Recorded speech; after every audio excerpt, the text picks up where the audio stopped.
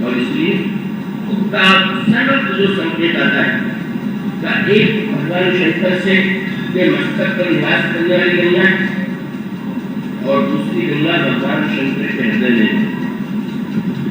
और वह गंगा की कौन सी गंगा? ये जो राम कथा की गंगा है, ये भगवान शंकर के हृदय में निवास करती है। वो गंगा तो प्रकट हो गई, लेकिन ये गंगा को करे। और ये गंगा जो कथा बहुत सारे नए लोग हैं नहीं जुड़ाई जा सकती है। ये गंगा के रूप में जो राम कथा की गंगा है वो इतनी दुर्लभ प्रतीत होती है कि भगवान शंकर जब कैलाश पर्वत से उतर गए तब जाते हैं दंडकारण्य में और वहां मार्च जगत से कथा श्रवण करते हैं। तो सती जी भी उनके साथ जाती और कथा में देखी और दुर्भाग्य कथा में बैठ करके भी स्नान नहीं होता। ये एक जो कथा में आ गया वो सब लोग कथा में स्नान नहीं कर रहे और तो आपको निर्भर है कि आप पता लगा रहे कि कहाँ स्नान कर रहे। कथा में स्नान करने का अर्थ ये सती जी शरीर से बैठी हुई अपनी बुद्धिमत्ता का अभिमान अंतःकरण में लिए वो मानती है कि मुझे कथा सुनने की क्या आवश्यकता है। अगस्त मेरी तुलना में इसमें तो कोई विशेषता नहीं है, इसलिए मैं क्यों श्रवण करूं। और परिणाम हुआ दो ही तो श्रोता थे, भगवान शंकर और सती, और उसमें भी एक ने सुना और दूसरे ने सुनी। मेरा भाई भगवान शंकर ने कहा कथा सुनाइए और भगवान जी ने राम कथा सुनाई और क्या है सतगुरु स्वामी जी ने लिख दिया सुनी महेश पर शंकर जी ने सुना तो आनंद रूप है। पर सती भी तो साथ में थी। सती का नाम देने का अभिप्राय ये है कि वे वंचित रह गई कथा में पहुंच पाएंगे। बस का अभिप्राय ये है वो जो बात सूत्र के रूप में कही कि दो ही प्रकार के व्यक्ति होते हैं जो कथा में पहुंच करके कथा का लाभ नहीं है। एक तो लोग जो विचारों को जाड़ा रखा है, जाड़ा माने नहीं रहा, वो सभी का जड़ का जाड़ भीषण उतना लागा गए भाव होगा, समझ में नहीं आ रहा है कि क्या कह रहे हैं।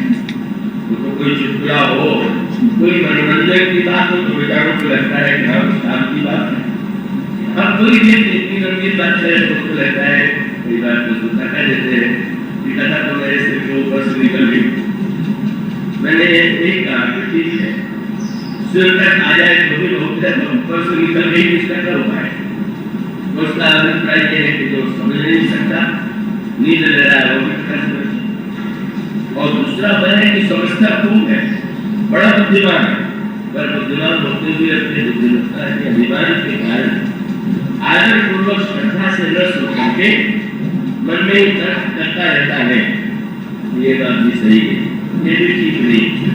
एक व्याकरण के बड़े दुकान किसी कथा में गए, उससे किसी ने पूछ दिया कथा कैसी हुई। कोई वक्ता ने पूरे 1 घंटे में 32 बार व्याकरण की दृष्टि से अशुद्ध वाक्यों का प्रयोग।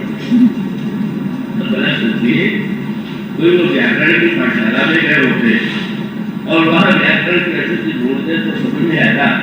और उसका अभिप्राय ये है ना समझ सुनने वाला भी नहीं समझ सकता और समझ करके भी जो अभिमानी है वो भी ग्रहण नहीं कर सकता। इसलिए सती बड़ी बुद्धिमती, वो कोई उसको बता के नहीं आती।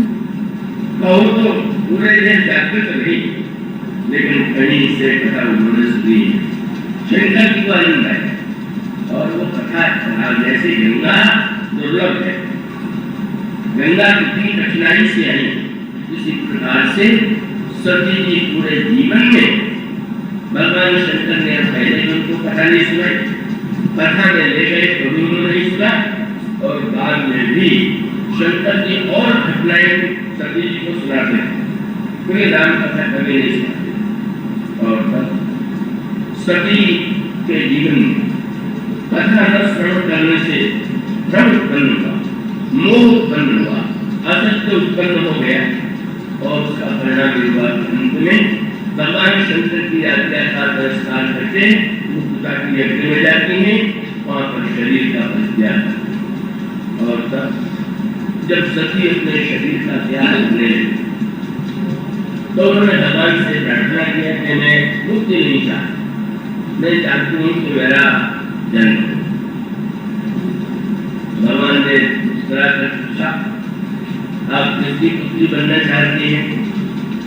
तो उन्होंने यही कहा कि महाराज बस इतने ध्यान रखिएगा कि चाहे पत्थर की पुत्री बना दीजिएगा फिर किसी बुद्धिमान की पुत्री बन बनाइए।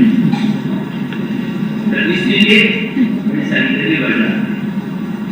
दक्ष की कन्या जो है हिमालय की पुत्री बनी, तो हिमालय को बड़ा भूगोल को पहाड़ माने, ठीक है, पहाड़ को आपको दिखाई दे रहा, पर दक्ष की पुत्री कथा नहीं सुन पाई और हिमालय की पुत्री बन करके उन्हें कथा सुनने को मिली।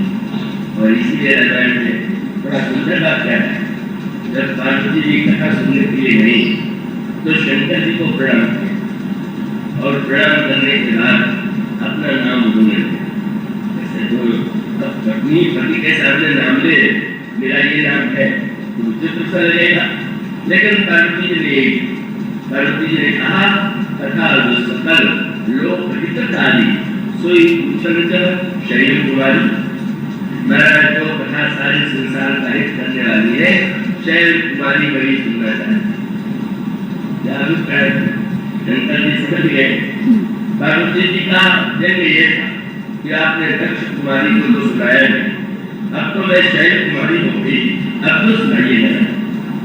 तो शैल कुमारी का एक अर्थ तो ये कह सकते हैं कि पहाड़ जड़ होता है, पत्थर जड़ होता है, पर क्या हिमालय का यही अर्थ है क्या? इसका बड़ा ही सुंदर है। हिमालय की पुत्री बनी और तब उन्हें राम कथा की गंगा में स्नान करने का सौभाग्य मिला। और हिमालय की पुत्री बने, हिमालय जो अडिग है, जो अचल है, और अचल होने के साथ साथ एक बड़ा व्यंग्यात्मक प्रसंग आता है जिसमें हिमालय की व्याख्या है। हिमालय की पुत्री पार्वती है, इसका अभिप्राय। और याद रखिए वहां पर भी मंदाकिनी की कथा में एक पर्वत और यहाँ पर गंगा के साथ पर्वत, और याद रखिए कथा में भी पर्वत होकर बैठिएगा, हिलते डुलते माने शरीर का ही सवाल नहीं है। तो अगर आप अचल नहीं हो सकते तो आप कथा आनंद नहीं सकते। तो जिनका चित्त चंचल है, मन चंचल है, बुद्धि स्थिर नहीं है, तो कथा का आनंद क्या है?